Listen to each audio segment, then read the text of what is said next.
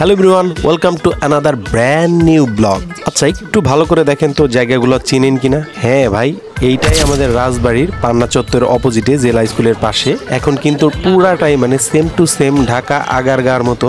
এখানে কিন্তু food cart, cake বিক্রেতা, সব ধরনের দোকানপাট কিন্তু বসা শুরু করছে। সব থেকে বেশি ভিড় হয় আপনার সন্ধ্যা 6টার পর থেকে 10টা পর্যন্ত। কি যে একটা অবস্থা থাকে ভাই, আপনি এখানে না গেলে হয়তো বুঝতে পারবেন না। এখানে কেক বিক্রেতা আসছে কিন্তু 3জন, আমি দেখলাম অলরেডি 3জন আসছে। এখন একজনের দেখা দেখি আর একজন আসতেছে। ফুডকার্টেও কিন্তু সেম অবস্থা হয়েছিল। ফার্স্টে দেখছিলাম একটা লোক দিছিল, দুই ভাই সম্ভবত, ওরা অনেক বার্গার সেল করতো। তাদের দোকানে কিন্তু এখানে আর এক ছোট ভাই দিছে দেখলাম। এখানে আবার অন্য কিছু সেল করতেছে। মানে একটা বিজনেস যদি আরেকজন দেখে, মানে মনে হয় না মনে হয় অনেক সেল করতেছে, আমার ওইগুলা দেয়া উচিত। এই হইছে অবস্থা ভাই। একজন দিছে, এরপর থেকে 6-7টা দোকান অলরেডি মানে ফুডকার্ট গুলা হয়ে পড়ছে। আর কেক বিক্রেতা ফার্স্টে আমি গত ফ্রাইডেতে আমি দেখছিলাম, ওই দিনকার ছিল হলো একজন। আজকে দেখলাম আবার 3জন। সামনের নেক্সট ফ্রাইডেতে আবার কয়জন হয় এইটা আমি ভাবতেছি। মানে একজন দেখতেছে না, ভালো সেল হইতেছে, যাই দেখি কি অবস্থা। বাট এখানকার খাবার কিন্তু টোটালি মানে মোটামুটি অনেক ভালোই ছিল।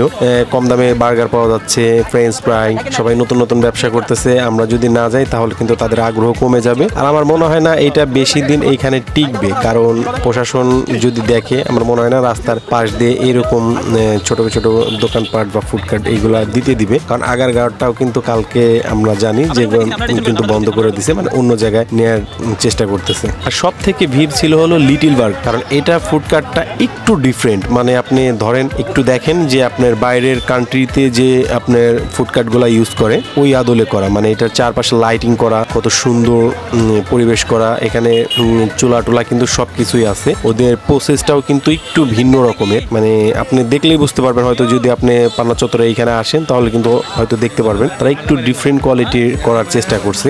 আর ওদের খাবারগুলোও কিন্তু খুবই ভালো ছিল। আমি নাচুস খাইছি, তারপর আপনার বার্গার, সাথে ছিল আপনার ফ্রেঞ্চ ফ্রাই। মানে দাম অনুযায়ী মোটামুটি ঠিকঠাকই লাগছে আমাকে। তবে নেক্সট অন্যদিন যদি যাই সেক্ষেত্রে আরো কিছু খাবার ট্রাই করব। মোটামুটি কিন্তু আমার কাছে ভালোই লাগছে।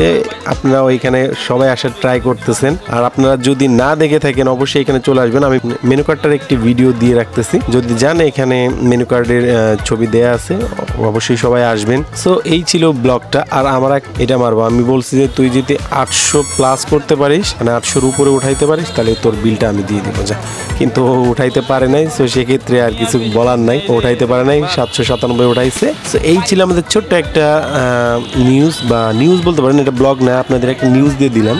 এই ছিল ছোট্ট একটা নিউজ। নেক্সট কোনো ভিডিও নিয়ে আবার দেখা হচ্ছে, ততক্ষণ সবাই ভালো থাকবেন। আসসালামু আলাইকুম।